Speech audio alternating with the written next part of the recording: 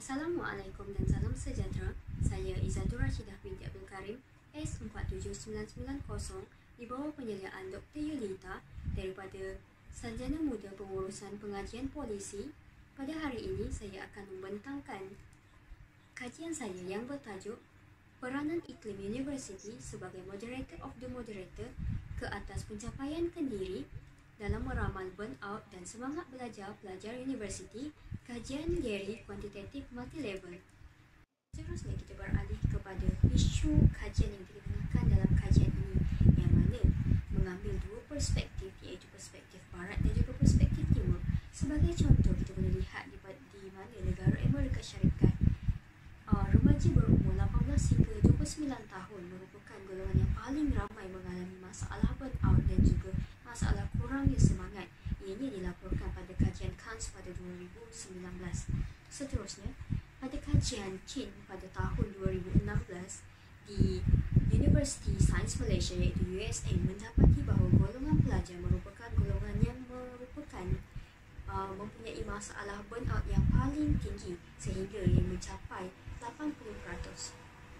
Seterusnya, kita akan beralih kepada objektif kajian. Seperti yang kita lihat dalam gambar raja di sini, ia merupakan model kajian pengkaji. Melalui model kajian pengkaji ini, ianya boleh menerangkan objektif utama kajian. Di dalam kajian pengkaji ini terdapat 3 objektif utama. Yang pertama, mengkaji pengaruh tuntutan belajar dan sokongan belajar dalam kalangan pelajar terhadap burnout dan semangat belajar dalam konteks harian. Yang kedua, mengenal pasti peranan pencapaian kendiri individu sebagai interaksi moderator terhadap hubungan di antara tuntutan belajar harian dan sokongan belajar harian terhadap burnout harian dan semangat belajar harian, iaitu interaksi dua hala.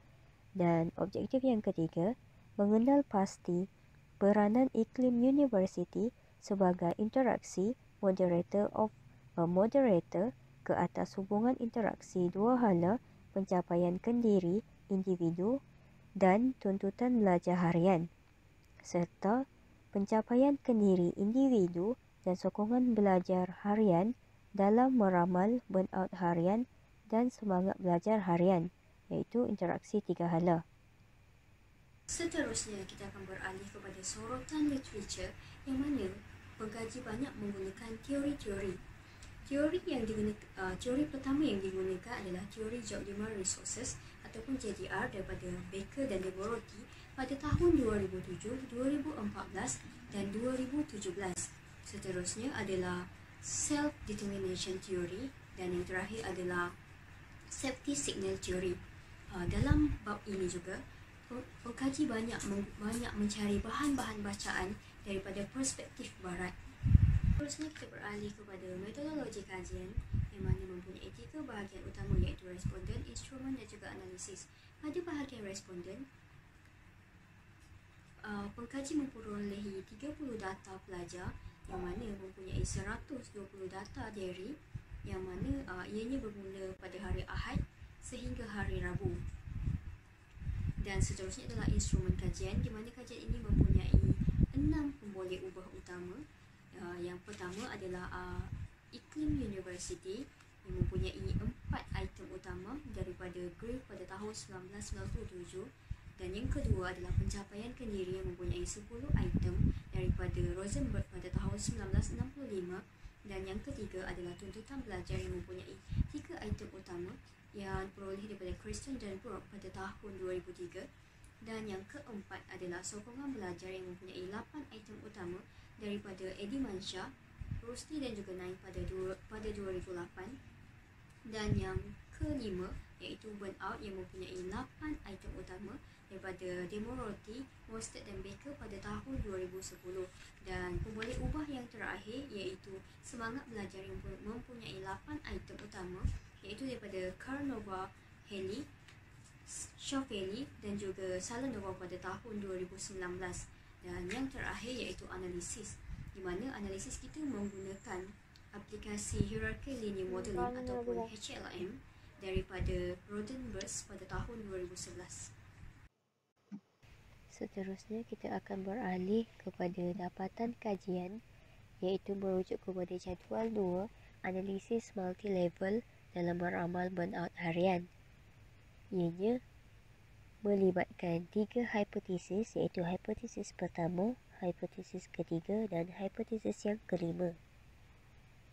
Bagi hipotesis yang pertama, iaitu tuntutan belajar dalam meramal burnout harian, di mana hasil kajiannya 0.34 bersamaan 3 bintang, manakala hipotesis yang ketiga iaitu pencapaian kendiri terhadap tuntutan belajar dalam meramal burnout harian dengan hasil kajian 0.20, serta hipotesis yang kelima iaitu peranan iklim universiti ke atas pencapaian kendiri terhadap tuntutan belajar dalam meramal burnout harian dengan hasil kajian negatif 0.38 bersamaan 2 bintang. Merujuk kepada jadual 3, iaitu analisis multi-level dalam meramal semangat belajar harian, ianya mempunyai kaitan dengan hipotesis kedua, hipotesis keempat dan hipotesis yang keenam. Hipotesis kedua iaitu sokongan belajar harian dalam meramal semangat belajar harian mempunyai hasil kajian 0.39 bersamaan 3 bintang. Seterusnya, hipotesis yang keempat iaitu pencapaian kendiri terhadap sokongan belajar harian dalam meramal semangat belajar harian memperolehi hasil negatif 0.15. Dan yang terakhir iaitu hipotesis yang keenam, di mana peranan iklim universiti ke atas pencapaian kendiri terhadap sokongan belajar harian dalam meramal semangat belajar harian dengan hasil kajian negatif 0.07. Secara keseluruhannya, kajian ini dilaksanakan bagi mengisi kelompangan kajian-kajian lepas, dan dalam pada masa yang sama, ianya bagi mendapat hasil kajian melalui perspektif timur, kerana seperti yang kita ketahui, kajian ini banyak merujuk kepada kajian-kajian barat. Daripada itu, ianya diharapkan mendapat satu hasil kajian yang khusus kepada barat timur sendiri, khasnya Malaysia. Sekian itu sahaja daripada saya. Sekian, terima kasih.